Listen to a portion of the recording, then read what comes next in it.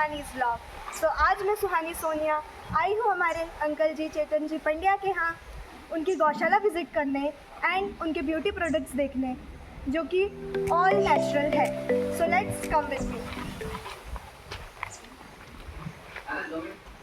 तो आइए हम मिलते हैं हमारी गोपाल नंदनी गौशाला के संचालक हमारे अंकल जी से। चलिए आप बताइए आपकी गौशाला के बारे में। ये हमारी छोटी सी गौशाला है, इसका नाम है गोपाल नंदनी। गोपाल नंदनी अर्थात गोपाल तो भगवान कृष्ण का नाम है ही सही, और नंदनी हमारी गौ माता का नाम है, जो हमारी सबसे पहली गौ माता है, जिसकी उम्र आज वर्तमान में लगभग 23 साल हो गई है। तो उसी के नाम पे हमारी गौशाला का नाम गोपाल नंदिनी प्रभु और गौ माता के नाम से निर्मित किया गया है। और कुछ गोवंश हमारे यहाँ पे है, छोटे बड़े सभी मिला के लगभग हमारे यहाँ 15 गोवंश है, और गौ माता की सेवा नियमित हो रही है। और गौ माता से कुछ गणेश प्रतिमाएं और सभी प्रोडक्ट भी तैयार करते हैं हम लोग, जो सभी दैनिक जीवन के लोगों के लिए काम में आते हैं। इस तरह का हमारे यहाँ कार्य चल रहा है।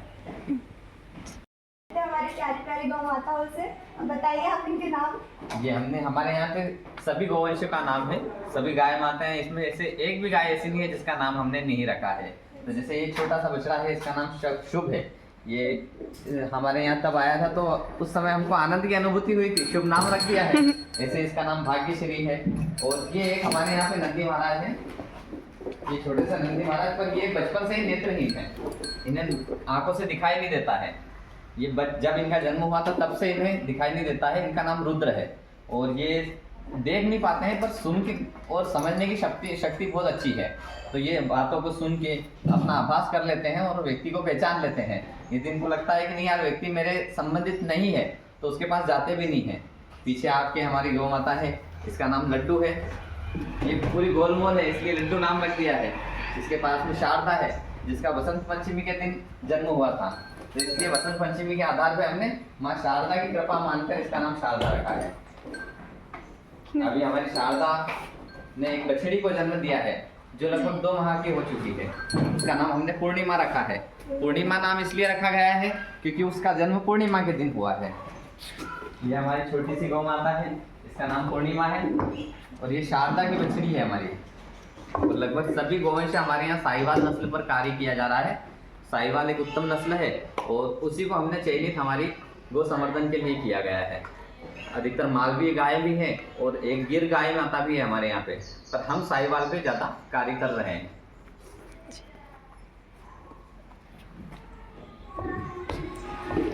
बस इतने ही नहीं, हमारे पास और प्यारी प्यारी गौ माताएं हैं जो कि इधर साइड है। ये हमारा ऊपर शेड है। अभी असुविधा के कारण थोड़ा सा बारिश के हिसाब से हम लोगों ने इस पे थोड़ा आर्थिक तंगी के हिसाब से बरसाती वगैरह लगा दी है, जिससे पानी की रोकथाम हो जाती है, गायें थोड़ी स्वतंत्र रूप से घूम लेती हैं। इसमें ये हमारी गौ माता है, इसका नाम भवानी है। ये नवरात्रि के समय में जन्म लिया था। ये गिर गौ माता है, और पीछे साक्षी है, एक नंदी महाराज हमारे शक्ति हैं, और सबसे ये सफ़ेद कलर की जो गौ माता दिख रही है, इसी का नाम नंदनी है। ये लगभग आज 23 साल की हो चुकी है वर्तमान में, और इसी के ये सब परिवार है, इसी की वंशावली है जो हमारे यहाँ पे फल फूल रही है। चलो तो आज मैं अपने पूरे परिवार के साथ गौ माता के दर्शन के लिए आई हूँ। तो अंकल जी जैसे आज लोग आए हैं, क्या सभी लोग आ सकते हैं? बिल्कुल, सभी के लिए गौ माता के दर्शन सुलभ हैं, और अन्य लोग भी यहाँ पर कभी अपने जन्मदिन के उपलक्ष्य में या फिर अन्य त्योहारों के समय पे बहुत से आसपास के या यहाँ देवास क्षेत्र के, शहरी क्षेत्र के, ग्रामीण क्षेत्र के लोग भी यहाँ पे दर्शन करने के लिए भी आते हैं, और अपना जन्मदिन और अपने त्यौहार यहाँ पे गाय माता के साथ में सेलिब्रेट करते हैं। और हम तो अधिक से अधिक संख्या में चाहते हैं कि गौ माता के सभी गौ माताएं सभी लोगों के घर पे उपलब्ध भी हो, और सभी को नियमित रूप से दर्शन गौ माता के हो सके। तो जिनकी यहाँ नहीं है सुविधा, वो लोग यहाँ पर आए, सेवा करें और आनंद उठाएं। हाँ, ये भी तो अंकल जी हमेशा पूरी गौशाला को साफ़ रखते हैं, और इनके लिए अच्छे वाले मैट बिछा के रखे हैं, जिनसे इनको बैठने में समस्या नहीं होती है। और पूरी गौशाला हमारी हमेशा साफ़ अंकल जी स्वयं करते हैं। आज हमारे कुलदीप जी आए हैं, गौ माता को बड़े आनंद से गुड़ का पूजन करा रहे हैं, गुड़ का भोग लग रहा है। आज एकादशी का दिन भी है और एकादशी के दिन के उपलक्ष्य में हमारे कुछ भी आए हैं और उनकी तरफ से आज ये गुड़ का भोग गौ माताओं के लिए उपलब्ध हुआ है। देखिए गौ माता भी गुड़ का आनंद पूरे चाव से ले रही है, बिल्कुल शौक से खा रही है और गौ माता को गुड़ ये भी अति प्रिय है, तो इसलिए गुड़ का तो सेवन करवाना ही चाहिए। कल आप इनको क्या खिला रहे हैं, मतलब इनके भोजन में क्या क्या रहता है? इनका डेली जो भोजन रहता है, हम भूसा गेहूं का जो रहता है, गेहूं चने और ज्वार वगैरह का इन सभी का भूसा उपलब्ध रहता है। वर्तमान में अभी हमारे पास गेहूं का भूसा है। इस गेहूं के भूसे को हम धो के खिलाते हैं। धो के अर्थात गेहूं के भूसे में क्या गंदगी नहीं रहे, मिट्टी वगैरह के पार्टिकल्स जो भी रहते हैं या अनावश्यक लोहे के कण भी अगर आ जाते हैं मशीनों से उपलब्ध, तो वो पानी से धोने पर क्या रहता है कि निकल जाते हैं। हम इसको पानी में डालते हैं और इसमें से निकाल के जाली वाले कटों में इनको रखते हैं। पानी सारा निकल जाता है, गर्मी जो भूसे के अंदर रहती है वो भी खत्म हो जाती है और फिर इसमें चापड़ वगैरह जो चने और गेहूं का चूरी वगैरह रहती है उसको अच्छे से मैश कर देते हैं और मिला के फिर इन लोगों को परोसते हैं। तो उससे गाँव माता चाव से खाती है और आनंद में रहती है। मतलब न्यूट्रिशन का भी पूरा ख्याल, बिल्कुल पूरा और उनके टेस्ट का भी पूरा बिल्कुल ख्याल। बिल्कुल बिल्कुल। ठीक है गाइस, मैं तो सिर्फ गौ माता के दर्शन करने आई थी, बट यहाँ पर भी कुछ छोटे छोटे प्यारे प्यारे से पपीज मिल चुके हैं जो कि मेरे ऑल टाइम फेवरेट है। I love this beauty, these are my love. ओ ये एक नहीं, बहुत सारे हैं लेजिट। ये एक, ये दो, उधर भी बहुत। तो अंकल जी, हमने गौशाला तो विजिट कर जी। ली, बट गौशाला के से और भी कुछ कार्य किए जाते हैं? जी, हमारी गौशाला में बहुत सारे दैनिक जीवन के उपयोग में लिए जाने वाले प्रोडक्ट बनाए जाते हैं। उन चीज़ों से हम गाय माता के संबंधित कार्य करते हैं। गौ माता का उसमें सहभागिता रहती है। गाय के दूध घी आदि का उपयोग उसमें होता है। गाय की गौमूत्र अर्थात गाय की बाथरूम का भी उसमें उपयोग होता है। यहाँ तक कि जिस चीज़ को हम व्यस्त मानते हैं अर्थात गाय का गोबर, उससे भी हम लकड़ी, गाय के गोकाष्ठ जो हवन के उपयोग आती है, गाय के गोबर से उपले कंडे छोटे छोटे पूजन के निमित्त बनते हैं। और यहाँ तक कि गाय की गोबर से गणेश भगवान की प्रतिमा हर वर्ष हमारे यहाँ बनाई जाती है। आप सेलिंग पर्पस के लिए भी बनाते हैं? सेलिंग के लिए भी होता है। उसका उद्देश्य यह रहता है कि जो व्यक्ति गाय माता की अपने घर पर या अपने निवास पर सेवा नहीं कर सकता है, कुछ लोग गौशाला में भी जाकर उपयोग में नहीं कर सकते हैं, तो उन लोगों के निमित्त यह रहता है कि वो हमारे यहाँ पर से जो प्रोडक्ट तैयार होते हैं वो अगर खरीदते हैं तो उसी माध्यम से हमारे यहाँ गौशाला में गाय माता की सेवा सहभागिता हो जाती है। तो आप हमें वो प्रोडक्ट दिखा सकते बिल्कुल, हैं? आइए।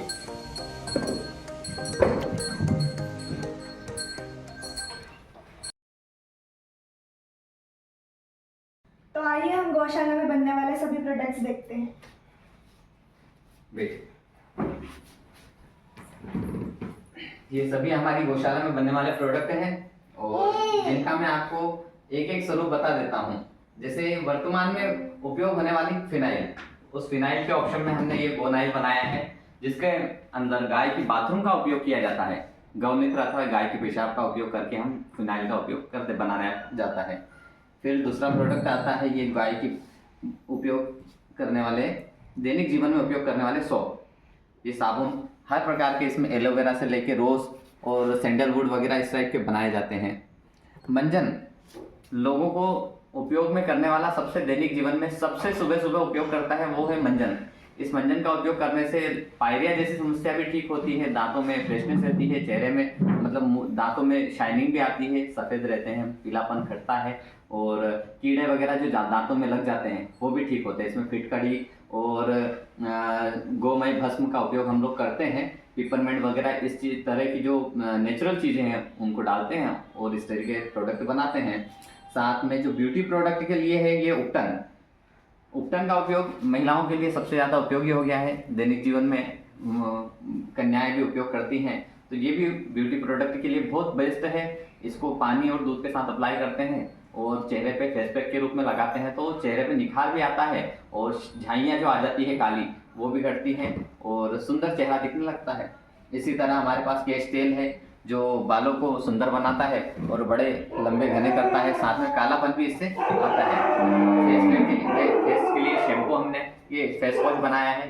ये फेस वॉश जो है चेहरे को निखार लाता है, पिंपल्स वगैरह को हटाता है।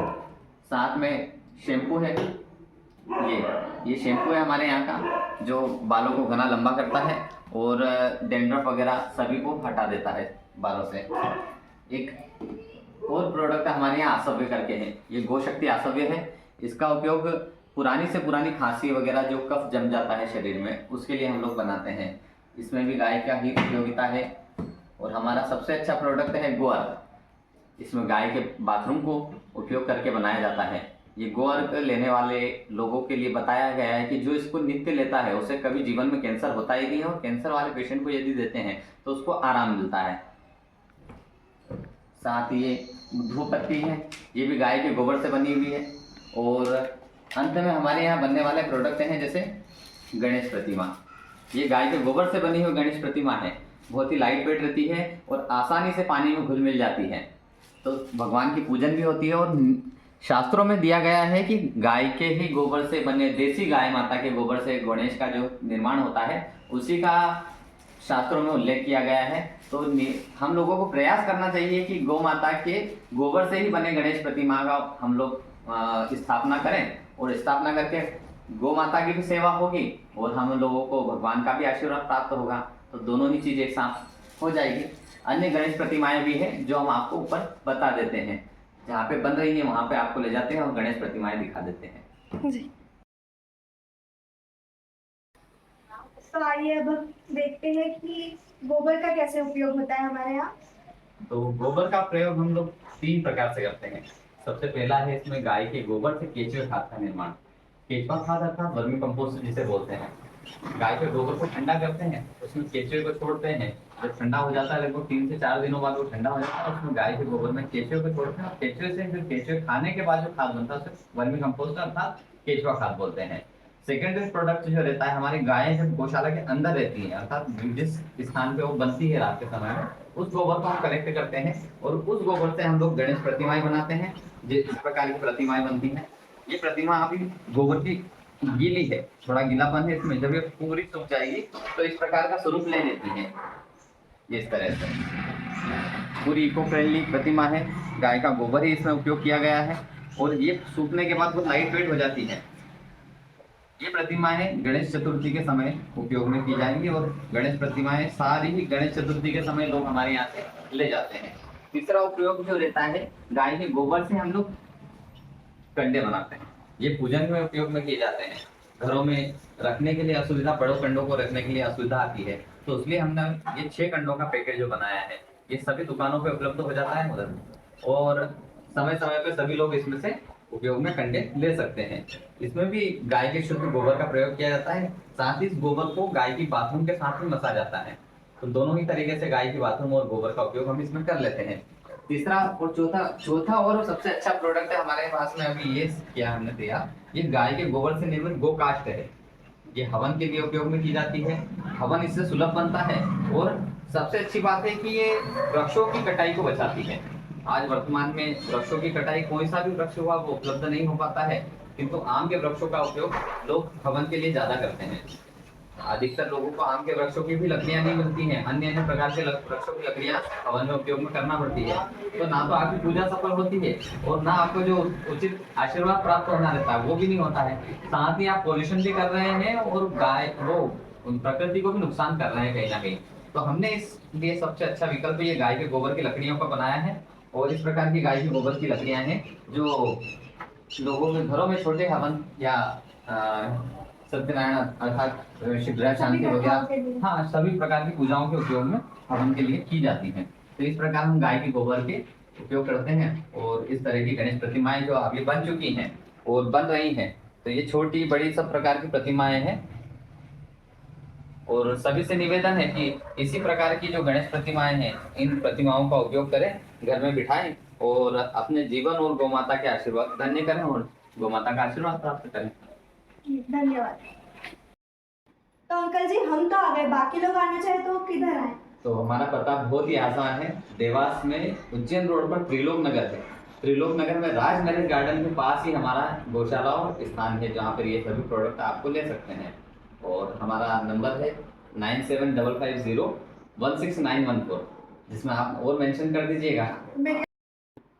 सो गाइस, मैंने तो मेरे पूरा स्किन केयर ले लिया है आज मेरे घर के लिए। तो आप कब आए? जल्दी आइए, कॉन्टैक्ट नंबर में मेंशन कर दूंगी। So please contact